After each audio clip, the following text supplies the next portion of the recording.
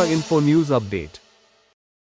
केंद्रीय बजट 2026-27 के इस प्रेस कॉन्फ्रेंस में उपस्थित सभी पत्रकार साथियों का मैं बहुत सम्मान के साथ अभिनंदन करता हूं। आप सबको नमस्कार करता हूं। मंच पर विराजमान हमारे बहुत ही यशस्वी पूर्व सांसद श्री रेवती जी मंच पर विराजमान हैं। श्री सुनीत सरकार जी प्रदेश मीडिया के प्रभारी, इस टोली के सदस्य, श्री जवाहरलाल शाह जी बौद्धिक प्रमुख प्रकोष्ठ, श्रीमती सुप्रिया दास दत्ता जी जिला समाधिपति मंच पर विराजमान है। सभी पत्रकार साथी, जैसा कि हमारे सरकार ने बताया, केंद्रीय बजट 2026-27 1 फरवरी को केंद्रीय मंत्री श्रीमती निर्मला सीतारमण जी के द्वारा पेश किया गया। यह बजट एक ऐतिहासिक बजट है। कर्तव्य बल से पेश किया गया यह देश का पहला बजट है। यह बजट विकसित भारत 2047 के संकल्प को गति और शक्ति देने वाला बजट है।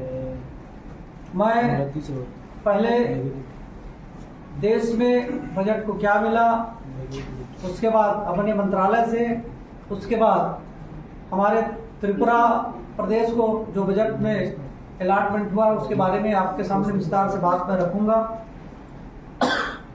साथियों, यह कर्तव्य भवन से प्रस्तुत किया जाने वाला देश का पहला बजट है। यह दुविधा के स्थान पर निर्णय और लोक भवन के स्थान पर जन कल्याण को प्राथमिकता देने वाला बजट है। आत्मनिर्भरता को ध्रुवतारा मानते हुए यह बजट संरचनात्मक सुधारों और राजकोषीय संयम पर केंद्रित है ताकि हर नागरिक तक रोजगार और सेवाओं का लाभ पहुंचे। युवा नेतृत्व, यह बजट विकसित भारत युवा नेतृत्व संवाद 2026 से प्रेरित है और युवा शक्ति पर यह बजट आधारित है। इस बजट में 3 कर्तव्य के माध्यम से हम अपनी बात रखना चाहेंगे। पहला, सतत वृद्धि, उत्पादकता बढ़ाकर और अर्थव्यवस्था को मजबूत कर विकास को तीव्र करना। दूसरा, क्षमता निर्माण, जन आकांक्षाओं को पूरा करना ताकि वे भारत की समृद्धि में भागीदारी बने। तीसरा, प्रभावी सुशासन, एआई और उन्नत तकनीकों का उपयोग कर सुशासन को प्रभावी बनाना। रिफॉर्म एक्सप्रेस और विश्वास आधारित शासन, सुधारों की गति। स्वतंत्रता दिवस 2025 के बाद से रिफॉर्म एक्सप्रेस के तहत 350 से अधिक सुधार लागू किए गए हैं। विनियामक सुधार, एक उच्च स्तरीय समिति सभी गैर विनियमों में समीक्षा कर ईज ऑफ डूइंग बिजनेस को बढ़ाएगी। जन विश्वास अधिनियम 2.0 के जरिए छोटे अपराधों को अपराध मुक्त कर ईज ऑफ लिविंग बढ़ाई जाएगी। तकनीकी सुरक्षा, उभरती तकनीकों के लिए सेफ हार्बर प्रावधान निवेश को प्रोत्साहित करेंगे। इस बजट में राज्यों को जो सहयोग है, 16वें वित्त आयोग की सिफारिश पर कर वितरण का 41% हिस्सा राज्यों को दिया जाएगा और 1.4 लाख करोड़ का अनुदान प्रदान किया जाएगा।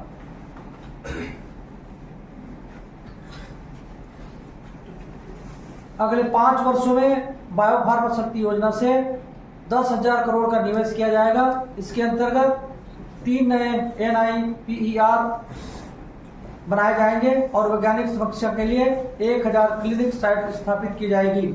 रणनीतिक खनिजों की आपूर्ति सुनिश्चित करने के लिए उड़ीसा, केरल, आंध्र प्रदेश और तमिलनाडु में रेयर अर्थ कॉरिडोर बनाए जाएंगे। पूंजीगत वस्तुएं, 2 केंद्रीय सार्वजनिक क्षेत्र के उपक्रम देश में कैपिटल गुड्स की क्षमता को बढ़ाने का कार्य करेंगे। देश में 7 नए हाई स्पीड रेल कॉरिडोर बनाए जाएंगे, जिनमें मुंबई पुणे, पुणे से हैदराबाद, हैदराबाद से बेंगलोर, बेंगलोर से चेन्नई और चेन्नई से बेंगलोर जैसे प्रमुख रूट शामिल है। माल ढुलाई पश्चिम बंगाल से सूरत गुजरात तक समर्पित फ्रेट कॉरिडोर का विस्तार किया जाएगा। 20 नए राष्ट्रीय जलमार्ग बनाए जाएंगे जो उड़ीसा को क्षेत्र द्वीप से जोड़ेंगे। साथ ही बनारस और पटना में शिप रिपेयर सेंटर खुलेंगे। शहरी टियर 2 और टियर 3 शहरों जिसमें 5 लाख प्लस आबादी के सुनियोजित विकास के लिए 11.2 लाख करोड़ का इस बजट में प्रावधान किया गया है। शहरों को सिटी आर्थिक क्षेत्र यानी CER के रूप में विकसित किया जाएगा, जहां प्रत्येक CR 5,000 करोड़ मिलेंगे। शहरी निकाय को प्रोत्साहित करने के लिए 10,000 करोड़ के म्युनिसिपल बॉन्ड पर 100 करोड़ का इंसेंटिव दिया जाएगा। पर्यावरण कार्बन यूटिलाइजेशन तकनीकों के लिए 20,000 करोड़ का निवेश होगा। लघु एवं मध्यम उद्यमों के लिए 10,000 करोड़ का ग्रोथ फंड बनाया जाएगा। आत्मनिर्भर फंड में 2 करोड़ का टॉपअप किया गया है। हथकरघा और खादी नई नेशनल हैंडलूम पॉलिसी के कारीगरों को मदद मिलेगी। समर्थ 2.0 के तहत कपड़ा उद्योग में कौशल विकास होगा और महात्मा गांधी ग्राम स्वराज पहल से खादी और हैंडलूम को मजबूती मिलेगी। Orange economy digital creative economy 2030 तक 2 मिलियन यानी 20 लाख लोगों को प्रोफेशनल बनाया जाएगा। 500 तालाबों को अमृत सरोवर के रूप में विकसित कर मत्स्य पालन को बढ़ावा दिया जाएगा। नारियल प्रोत्साहन योजना के साथ काजू, कोको और चंदन की खेती को 2030 तक प्रीमियम बांड बनाया जाएगा। 5 क्षेत्रीय मेडिकल टूरिज्म हब बनेंगे। 3 नए आयुष संस्थान और जामनगर स्थित पारंपरिक औषधि केंद्र का विस्तार होगा। हेल्थ केयर क्षेत्र में 1 लाख नए रोजगार सृजित होंगे। मानसिक स्वास्थ्य के क्षेत्र में निम्हांस 2 की स्थापना की जाएगी।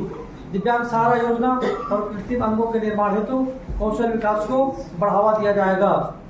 गरीबी उन्मूलन 25 करोड़ लोगों को गरीबी रेखा से बाहर निकालने के बाद अब उन्हें उपयोगी रोजगार देने पर ध्यान केंद्रित किया जाएगा। देश में पशु चिकित्सकों की संख्या में 20,000 की वृद्धि की जाएगी। 16वें वित्त आयोग ने राज्यों के कर हिस्से को 41% पर बरकरार रखा है। बजट 2026-27 के तहत बड़े औद्योगिक लॉजिस्टिक कॉरिडोर के पास 5 प्रमुख यूनिवर्सिटी टाउनशिप विकसित होगी। गुजरात के जामनगर में विश्व स्वास्थ्य संगठन WHO के ग्लोबल ट्रेडिशनल मेडिसिन सेंटर के उन्नयन की घोषणा की है। 15,000 स्कूलों और 500 कॉलेजों में कॉन्ट्रैक्ट क्रिएटर लैब स्थापित करने के लिए 250 करोड़ आवंटित किए जाएंगे। 2026-27 के बजट में ग्रामीण महिला स्व सहायता समूह उद्यमों को अभिनव वित्त पोषण और C-मार्ट के जरिए 5 लाख रुपए तक के ऋण, प्रशिक्षण और विपणन सहायता से सशक्त बनाया जाएगा। Education to employment and enterprises committee बनाई जाएगी। यह कमेटी AI समेत उभरती तकनीकों के रोजगार पर पड़ने वाले असर का आकलन कर सिफारिशें देंगी। प्रधानमंत्री किसान सम्मान निधि के लिए 63,500 करोड़ का प्रावधान किया गया है, जिसमें हमारे किसान भाइयों को 2-2 हजार की 3 किस्त यानी 6,000 सालाना देश भर के किसानों को प्राप्त होगा। विकसित भारत जी राम जी के तहत 95,692 करोड़ का प्रावधान किया गया है। जल जीवन मिशन के लिए नल से जल पहुंचाने के लिए 67,670 करोड़ का प्रावधान किया गया है।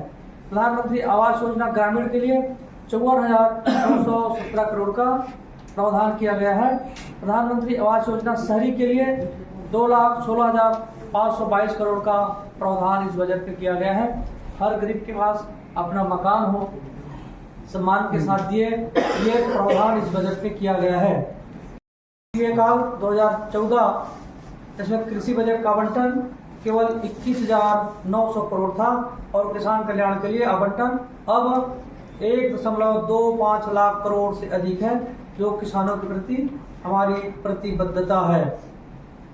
अर्थव्यवस्था का आकार 2014 में भारत दुनिया की 11वीं अर्थव्यवस्था थी, जो आज मोदी जी के सुधारों के बदौलत अब हम दुनिया की 4थी सबसे बड़ी अर्थव्यवस्था बन गए हैं और जल्द ही हम तीसरे स्थान में आने वाले हैं। पूर्वोत्तर पर ध्यान। पूर्वोत्तर के लिए ग्रास बजटरी सपोर्ट GBS 2014 के 27,362 करोड़ से बढ़कर अब 94,679 करोड़ हो गया है, यानी 246% से ज्यादा वृद्धि हमारी सरकार के द्वारा की गई है।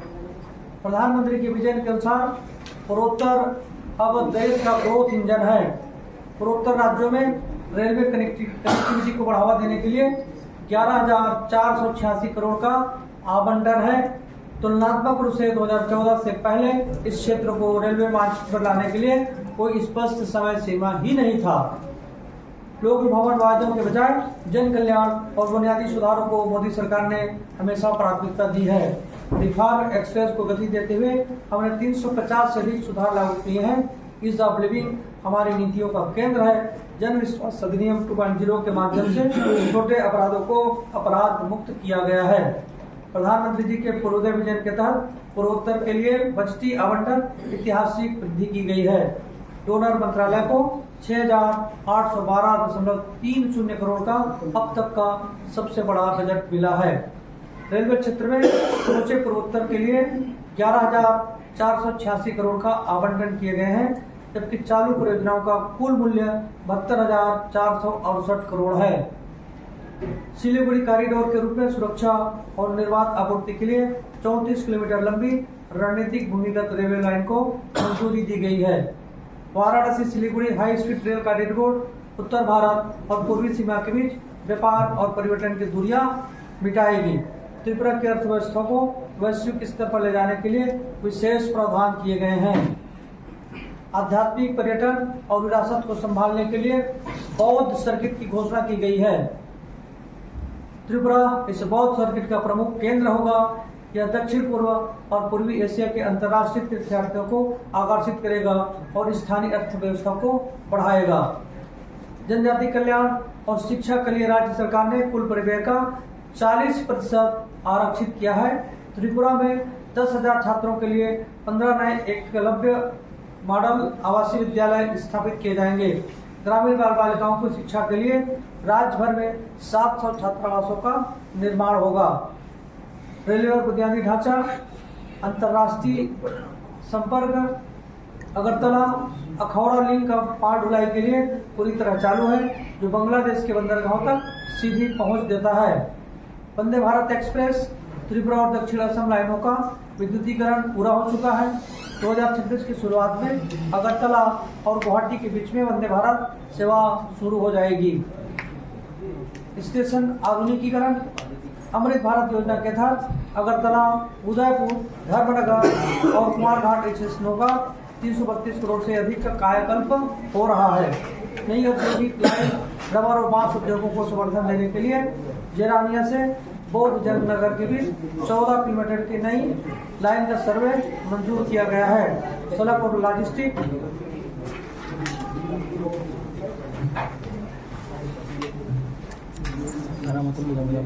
एनएच विस्तार 530 किलोमीटर से अधिक के 6 राष्ट्रीय राजमार्गों का कार्य प्रगति पर है। एनएच 208 वाई भिरना जेआईसीए के सहयोग से 2,486 करोड़ की लागत से चौड़ीकरण करने का प्रावधान है। इससे संबंधित जो हमारे इस बजट में प्रावधान किया गया है, ये बताना चाहूंगा। यह बजट शहरों को क्रमिक विकास से परिवर्तनकारी शहरीकरण की ओर ऐतिहासिक बदलाव की ओर ले जाता है। हमने मंत्रालय की कुल बजट में 50% की वृद्धि हासिल की है, जो 57,203 करोड़ से बढ़कर 85,522 करोड़ हो गया है। यह बजट एक आधुनिक, समावेशी और भविष्य के लिए तैयार शहरी भारत का यह एक घोषणा पत्र है। आवास क्रांति, हम बेघर गरीबों की चिंता और किराए की असुरक्षा को खत्म करने के लिए एक बड़ा अभियान शुरू कर रहे हैं। प्रधानमंत्री आवास योजना शहरी, प्रधानमंत्री आवास योजना शहरी 2.0 के बजट में लगभग 2.5 गुना की वृद्धि की गई है, जो 7,500 करोड़ से बढ़कर अब 18,625 करोड़ हो गया है। मध्यम वर्ग यानी एमआईजी और ईडब्ल्यूएस एलआईजी के लिए ब्याज सब्सिडी योजना 10 गुना वृद्धि की गई है, जो 300 करोड़ से बढ़कर 3,000 करोड़ रुपया कर दी गई है। सीधे तौर पर आम आदमी के ईएमआई के बोझ को यह कम करता है। हम केवल घर नहीं बना रहे हैं, हम अपने मेहनत भाई बहनों के लिए गरिमा का निर्माण कर रहे हैं। औद्योगिक विकास योजना के बजट को 4 गुना बढ़ा करके 100 करोड़ से 400 करोड़ कर दिया गया है।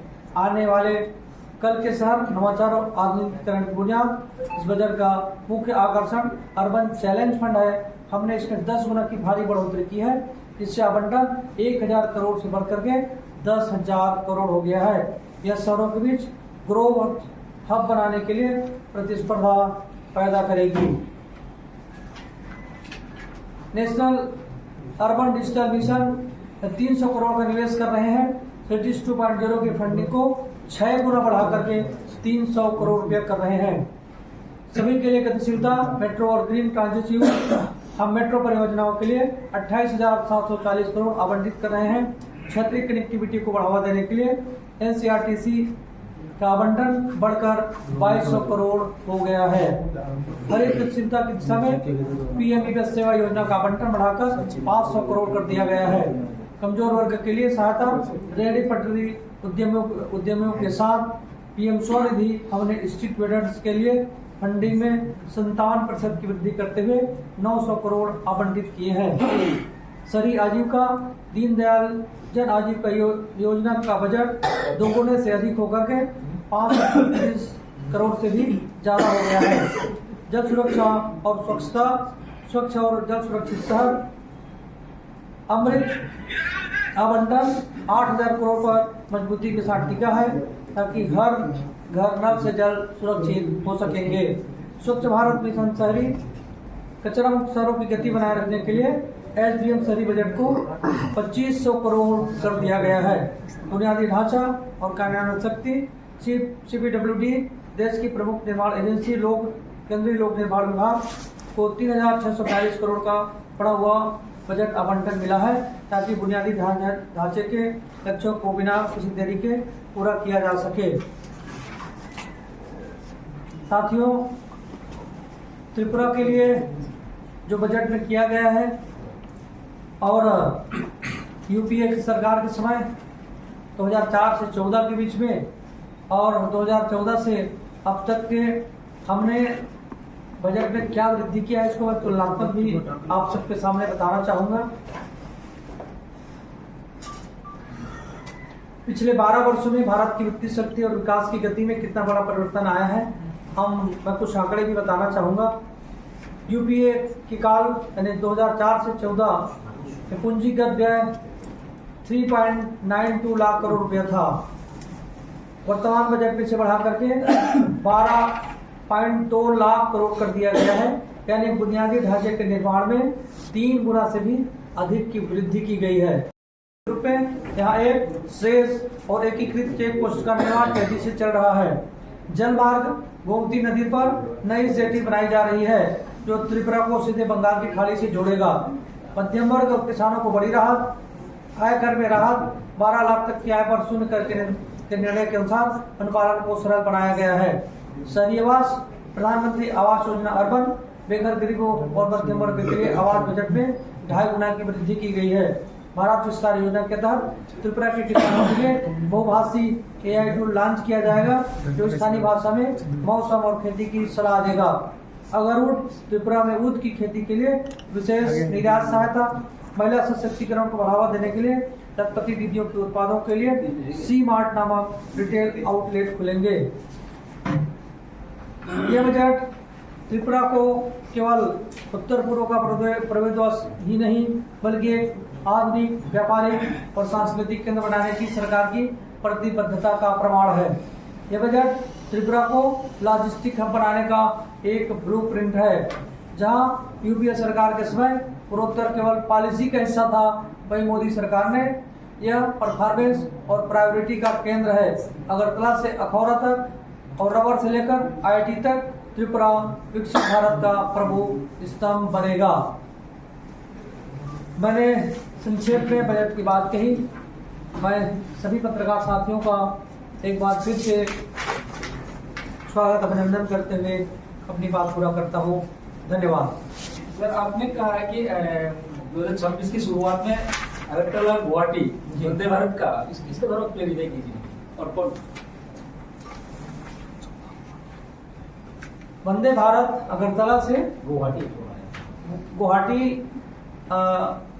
पूरे देश भर में वंदे भारत के लिए सरकार काम कर रही है। और आपने देखा होगा कि रेलवे कनेक्टिविटी के क्षेत्र में पूरे देश में पहले जो बजट आवंटन होता था उसके कई गुना ज्यादा बजट आवंटन हो रहा है। अब वंदे भारत की भी सौगात त्रिपुरा को मिलने वाला है। आपने ये स्पेसिफिक थोड़ा बोलिए ना। आपने बोला कि 2026 में, हाँ 2026 ये स्पेसिफिक है, मतलब इसी साल में अगरतला से वंदे भारत चलेगा। बिल्कुल बिल्कुल, बजट में प्रावधान है उसके बाद बजट में प्रावधान अगरतला से गुवाहाटी 2026 में जी। और अखौरा जो रेल उसका क्या डेवलपमेंट है? बिकॉज वो तो ऑलरेडी हो चुका है। नहीं, जो बजट में प्रावधान है, जिन जिन चीजों को बजट में प्रावधान है राष्ट्रीय स्तर पर देश के लिए, उन बातों को मैंने बताया है कि बजट में कहाँ का, जैसे साल नए कॉरिडोर बनाए जाएंगे तो इस बजट में प्रावधान किया गया है। अब कहाँ से कहाँ मैंने आपको बताया। मैं समझा आपकी बात। हाँ। अगरतला अखौरा रेल तो ऑलरेडी कंप्लीट हो चुका है, अभी तो सिर्फ इनॉग्रेशन के लिए वेट कर रहा था। बांग्लादेश का जो सिचुएशन इसमें नहीं हो रहा है, इसमें प्रबोधन का क्या सवाल है? तो प्रबोधन नहीं, इट्स ऑलरेडी कंप्लीटेड प्रोजेक्ट ना। अच्छा, ये मैं बोल रहा हूँ कि this is a completed project. पर आपका डिपार्टमेंट का सर एक सवाल था, जी। ये जो लाइट हाउस हो रहा था जी। ये 2023 को शायद कंप्लीट होने वाला था, जी। अभी तक इसका कुछ लाइट हाउस प्रोजेक्ट है ना? हाँ वो बाकी सब हो चुके हैं, जी। अप्रूवल अभी भी पेंडिंग लाइट हाउस का उसकी मेरे भी जानकारी में आई है। जैसे मैंने यहाँ आया तो अधिकारी से मुझे इस बात में बारे में पता चला। बाकी देश भर के जितने लाइट हाउस प्रोजेक्ट हम पूरा कर लिए, सभी देश का। त्रिपुरा का बचा है, आपने ठीक कहा है। मैं उसके लिए उसको जितना जल्दी हो सके पूरा करें। 2 प्रोजेक्ट हमारा 2 से 3 महीने में वो पूरा कर लेंगे। बीच में जो ठेकेदार है वो काम नहीं कर रहे थे, और माननीय मुख्यमंत्री जी से भी मैं इस संबंध में बात किया हूँ कि जो भी तकनीकी दिक्कतें उसे दूर करके उसे हो सके पूरा हो सके, ताकि लोगों को उसका लाभ मिले। 2 से 3 महीने में हमारा 1-2 प्रोजेक्ट उसमें पूरा हो जाएगा। और इसमें तो फंड का जहाँ तक हमें पता है कि फंड हमारे मंत्रालय से अलॉट कर दिए हैं। माननीय मुख्यमंत्री जी का केंद्रीय मंत्री जी से भी बात हुई है। बजट का कोई इशू नहीं है। नहीं, बजट का नहीं, मैं आपका डिपार्टमेंट का बोल रहा हूँ। जी। फंड का ही मेनली जो कॉस्ट हैज गॉन अप, वो शायद थोड़ा नरम मिट्टी था इसलिए। हाँ, फाउंडेशन में कुछ प्रॉब्लम आ रहा था, कुछ लेबर की प्रॉब्लम्स बताए जा रहे थे और ठेकेदार काम नहीं कर रहा था। लेकिन ये सारी दिक्कतों को दूर करके 2 से 3 महीने में इसे हमने पूरा करने के लिए कहा है। धन्यवाद सवाई 4 रूप में देते हैं। 4 में से किसी एक योजना का लाभ गरीब को मिल सकता है। इसमें ISS है जो विशेष रूप से झुग्गी झोपड़ियों के लिए को आवास देने के लिए होता है। अच्छा जी। और हम पूर्वोत्तर में तो अन्य राज्यों में 60-40 का रेशियो होता है, लेकिन पूर्वोत्तर में केंद्र सरकार के द्वारा 92-10 होता है। और अभी तो पूर्वोत्तर के लिए बहुत सारे प्रावधान किए गए हैं। पर लैंडलेस जो है, जिनके पास जगह नहीं है, उनके लिए क्या कोई अलग स्कीम है क्या? जिनके पास जगह नहीं है, आप जिनके पास जगह है वो तो चलो घर के लिए अप्लाई कर सकते हैं, जिनके पास जगह नहीं है उनको लोग क्या करें? वो तो निगम तय करेगा, उसको निगम ही तय करेगा। अच्छा, म्यूनिसिपल या हमने 1 करोड़ आवास देने का, आदरणीय प्रधानमंत्री जी ने 1 करोड़ आवास देने की पहले से घोषणा है, बजट में प्रावधान है। जो डिमांड आता है हम किसी स्टेट से, हम वो सारे स्वीकृत कर देते हैं। बस राज्यों से डिमांड आए, हमारे पास ऑलरेडी बजट है, पैसे हैं, सब कुछ है। सत्यापन करके निकाय देगा, राज्य मांग करेंगे और तुरंत एक टाइम हम पैसा दे देते हैं उसमें। ये कंस्ट्रक्शन कंपनी जो है लाइट हाउस वाला, वो कौन काम कर रहा है? पिछले वाले को क्या हटा दिया गया है? अभी दूसरा कोई है क्या? अभी काम तो चल ही रहा है उसमें। मैं जो है कौन कर रहे हैं काम? अभी मुझे जो जानकारी है कि अभी काम उसमें चल रहा है। बता है कि काम उसमें अभी काम रुका हुआ नहीं है, कोई ठेकेदार उसमें काम कर ही रहे हैं। और वो 2 से 3 महीने में आपको 2 लाइट हाउस कंप्लीट हो जाएगा। धन्यवाद Sawai Subscribe to Tripura Info and press the bell icon so that you never miss any latest updates and news on Tripura.